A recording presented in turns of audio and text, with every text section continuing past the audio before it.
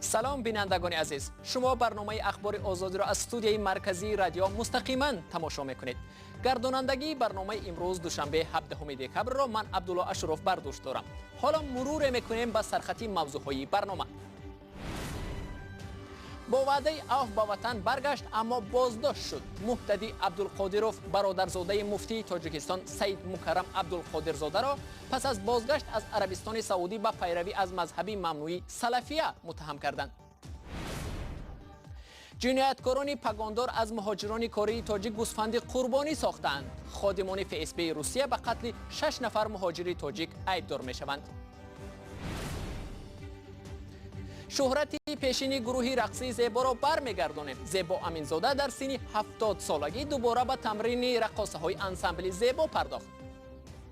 نمودتون ناز چه سیرش در چی میگن؟ من فکر میکنم پیش از همه که سیرش همین که من در صنعت کار میکنم. برنامه را با خبرهای تاجیکستان شروع میکنیم. مهتدی عبدالقادروف برادرزاده مفتی تاجیکستان سید مکرم عبدالقادرزاده بازداشت شده است. مقامات تاجیکستان او را به سلفیگرایی متهم میکردند و عبدالقادروف 4 سال اخیر در عربستان سعودی به سر میبرد. پایان ماه نوامبر او با وعده عفو شدن به تاجیکستان برگشت، اما مهتدی پس از چند روزی بود و باش در تاجیکستان از سوی کارمندان مقامات حفظ حقوق بازداشت و به حبس گرفته شد. چرا مهتدی دوباره بازداشت شد و مقامات حفظ حقوق او را به چی ایبدار میکنند؟ تفصیلات موضوع در گزارش همکارم زرانگیزی نوروزشاه. مهتدی عبدالقادروف برادرزاده رئیس شورای علمای تاجیکستان سید مکرم عبدالقادرزاده از جانب مقامات انتظامی بازداشت و نسبت او با ماده 307 پریم 1 قسم 2 پرونده باز شده است. او با دعوت عمومی در به عمل برآوردن فعالیت اکستریمیستی یعنی در همکاری با سازمان ممنوع تندروی سلفیه ایبدار دانسته می شود.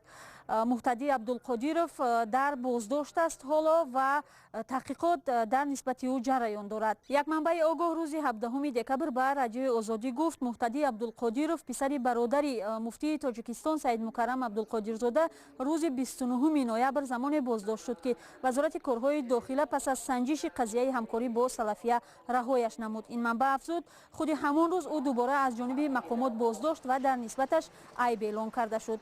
مهتدی عبدالقادروف 4 سال به این طرف در عربستان سعودی به سر می برد و از جانب مقامات تفتیشاتی با جرم همکاری با سلفیه ایبدار بود و در پیگرد قرار داشت. مقامات وزارت کارهای داخلی با او در تماس شده مسئله بازگشتش را در میان میگذارند و با نوشتن یک توضیح نامه بیگناهی خود را اثبات نموده با آمدنش از عربستان سعودی پس از بررسی از طرف مقامات رها کرده می شود.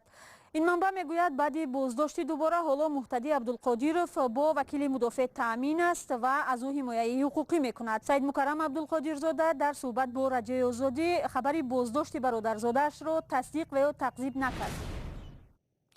نشان دوران شوروی در مرکز شهر دوشنبه که بیش از 1 سال قبل برکنده شد و نشان تاجیکستان در کنار قصر ملت همکنون جای گرفت. حالا صاحبکار به شهرداری دوشنبه پیشنهاد کرده است که این موضع را از حساب خود آباد میکند. در این نقطه رمزی شهر دوشنبه که قبلا از آن چون نقطه صفر نام برده میشد چه ساخته خواهد شد؟ تفصیلات موضوع در گزارش همکارم برات یوسفی. مقامات شهرداری دوشنبه بنیاد پایه و تیری 18 متری برای یک ساعت بزرگ در مرکز پایتخت را شروع کرده است. این پایه و تیری ساعتی بزرگ دقیق در جای پایه و تیری گربی تاجیکستان شوروی بنیاد می شود. مقامات شهرداری دوشنبه می گویند سرمایه گذاری این پایه و تیری ساعتی بزرگ یک صاحبکاری محلی است. خودی ساعت در جمهوری ترکیه ساخته می شود. اطراف آن پایه گلگشت می شود. قرار است بنیاد پایه و تیری ساعت در مرکز دوشنبه ماه مارس سال آینده 2019 به انجام رسد. پایه و تیری گربی تاجیکستان شوروی قبلا در این مکان بود که سال 1949 با استقبال 20 سالگی جمهوری تاجیکستان شوروی بنیاد شده بود. Центром столицы всегда был нулевой километр. مرکز پایتخت همیشه کیلومتری صفر بود. برای ساختن مجمع گربی تاجیکستان شوروی محض نزدیک بینای گلاوپشت سابق انتخاب کرده شد و محض نقطه ساختمان گرب مرکز جغرافی شهر ما انتخاب شده بود. Вот это был географический центр нашего города. ماه دکبر سال 2015 مجسمه گرب تاجیکستان شوروی در این موقع تخریب کرده شد. سبب تخریب این مجسمه را مخالفت با نقشه گنرالی شهر دوشنبه عنوان کرده بودند. Наша столица рождена советской властью.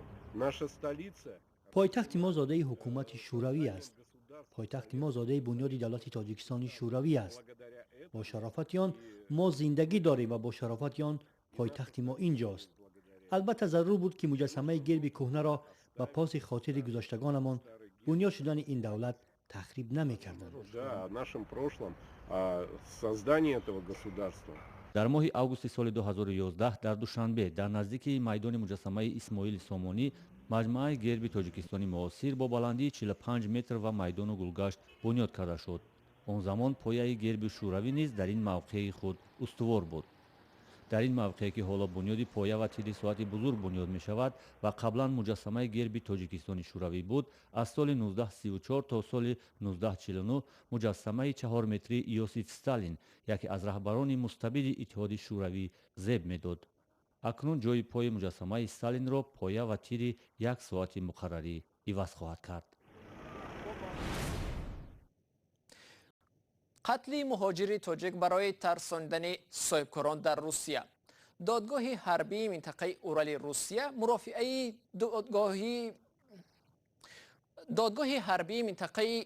مرافعه دادگاه موسوم به بند FSB در تیومن را آغاز کرد. این پرونده تفصیلات دهشتناک قتل و کشتار مهاجران کاری تاجیک را از سوی گروه جنایی عبارت از خادمان FSB خدمات فدرالی به خاطر روسیه را باز می‌کند. از این گروه 6 نفری عین زمان تنها 1 نفر در کرسی عیبدار نشسته است. تفصیلات این مرافعه و کشتارهای دهشتبار مهاجران کاری تاجیک در روسیه در گزارش همکارم خرامان بقازاده. در دادگاه حربی منطقه اورال روسیه مرافع دادگاهی پرونده موسوم به بند FSB در تیومن در حال انجام یابی است. این گروه خادمان حفظ قانون روسیه در کشتار 53 نفر گمان بر می شوند. قرار است حکم دادگاه در روزهای نزدیک صادر شود. این گروه جنایی که سال 2008 از جانب سنایپر FSB کاپیتان ولادیمیر گیلف تشکیل شده است، از 6 نفر عبارت بود، ولی در کرسی عیبدار شونده ها حالا تنها 1 نفر، الکسی کاراتکوف حضور دارد. باقی اعضای گروه یا در بازداشتگاه در شرایط مرموز درگذشتند و یا در فرار هستند. به جز گیلف در جنایت‌های مدهش یوگنی گلادکیخ پراپورشچیک FSB، الکساندر کابیلین مربی سامبو FSB، سرگئی زازولا افسر پلیس و سرگئی سینیکوف 1 نفر شخص بیکار گمان بر می شوند. تفتیشات توانست 7 کشتاری از جانب این گروه صادر شده را آشکار کند. از 7 قربانی این گروه جنایی اکثرا عبارت از خادمان FSB 6 نفرشان شهروندان تاجیکستان بودند که همچون مهاجری کاری در روسیه قرار داشتند. بنده خادمان FSB در تیومن مهاجران کاری تاجیک قشر از همه به حقوق و ضعف‌پذیر در روسیه را مورد هدف قرار میداد. بنابر شهادت کاراتکوف سال 2010 او همراهانش یک مهاجر کاری تاجیک را بازداشت و به او کاستوم پوشانیده به خاطر ترس دادن در نزد یک تاجر ساکن تیومن این مهاجر تاجیک را قتل کردند. پس از قتل مهاجر تاجیک در پیش چشم این صاحبکار از او 10 میلیون روبل طمع کردند. دادستان از دادگاه خواسته است که بجز از الکسی کاراتکوف همه دیگر اعضای گروه جنایی را به حبس 1 عمری محکوم کنند. دادستان گفت که الکسی کاراتکوف به خاطر همکاری با تفتیشات به 24 سال زندان محکوم شود. قتل و کشتار خارجیان از سوی خادمان امنیت در قلمرو خود روسیه ختم نمی شود. روسیه در چند از کشورهای پساشوروی نیز چندین پایگاه نظامی دارد که افسر و حربیانش در این کشورها گاهی دست به لطوکوب و کشتار مردمانی بومی میزنند. چون این یک حادثه در شهر گیومری ارمنستان رخ داد که در آنجا پایگاه نظامی روسیه مستقر است. یک زن راهروبی 57 ساله ارمنی تبار در نزدیکی این پایگاه پس از لطوکوب شدن از سوی نظامی روس شدیداً مجروح گشت و در بیمارخانه جان داد. تفصیلات موضوع در گزارش همکارم اسکندر خواجه میرزاده. اناهید گوکاسیان ماتم دارد. او میگوید مادرش جولیت گوکاسیان که راهروی کوچه های نزد پایگاه نظامی روسیه در شهر گیومری ارمنستان بود، 2 دکبر کار رفت و دیگر بر نگشت.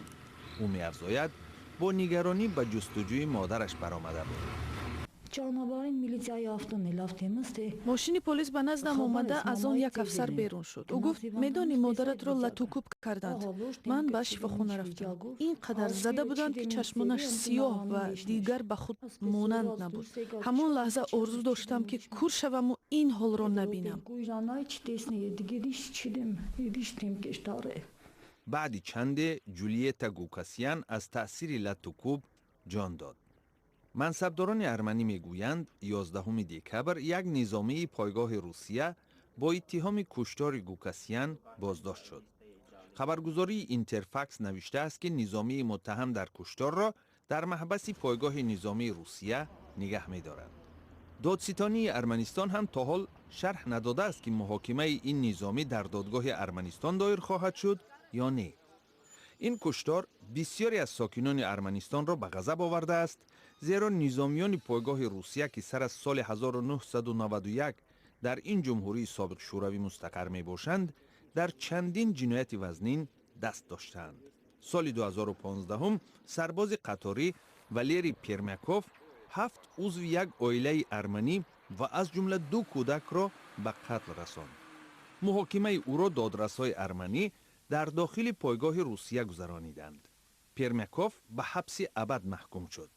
انتقال او به روسیه باعث اعتراض در ارمنستان شده بود. حامیان حقوق طلب دارند که مقامات ارمنی تحقیق کشتار گوگاسیان را تحت نظارت بگیرند. با فکر من هم اداره دادستانی کل و هم حکومت ارمنستان باید شرح بدهند که بر کدام اساس سرباز روسی متهم به کشتار شهروند ارمنستان در بازداشتگاه پایگاه نظامی روسیه نگهداری می شود.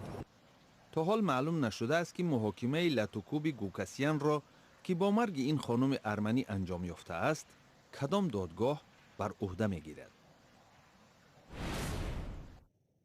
زیبا امینزاده هنرمند مردمی اتحاد شوروی به سن 70 سالگی می رسد. امینزاده که حدود 20 سال رهبر گروه رقصی آوازدار زیبا بود، دوباره برای احیای آن و به دست آوردن شهرت قبلی گروه کمر بسته است. بر زمین امینزاده مکتب خاصه دائمی رقص را در پایتخت تأسیس دادن است. همکارم شهلا عبداللهیوا در استودیوی رقصی امینزاده با این هنرمند هم صحبت شده این گزارش را تهیه کرد که حالا آن را با هم می‌بینیم. وقتی که موسیقی، وقتی که سرود، وقتی که رقص هست در اونجا خوشبختی هست. بسیاری هم میپرسند که من شما سن و سالتان یک جوریستی که باشدن حالا هم شما نمودتان نه است. چه سیرش در چی میگن؟ من فکر میکنم پیش از همه که سیرش همین که من در صنعت کار میکنم.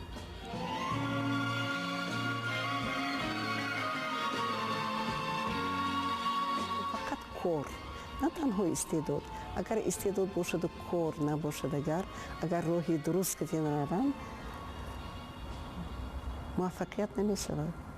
بعضی ها فکر میکنند که من талант دارم، استعداد دارم، مثلا خدا من به دادگی پس رفتن میگیرن، بالای خودشون به کار نکنن. اگر این هر روزه مشق، برای همین میگویم که گپ کم کردن در کار کردن در کار.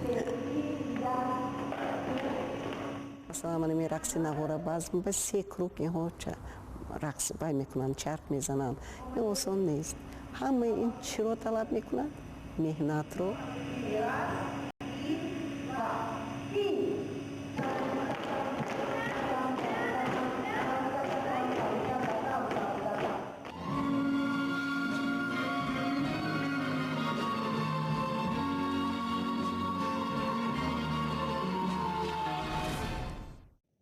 این گزارش آخری برنامه امروز بود. شکل پوره آن را می توانید در سامانه www.azadi.org تماشا کنید. صحیفه های ویژه ما در شبکه‌های اجتماعی فیسبوک و ادنا کلاسیک نیز برای شماست.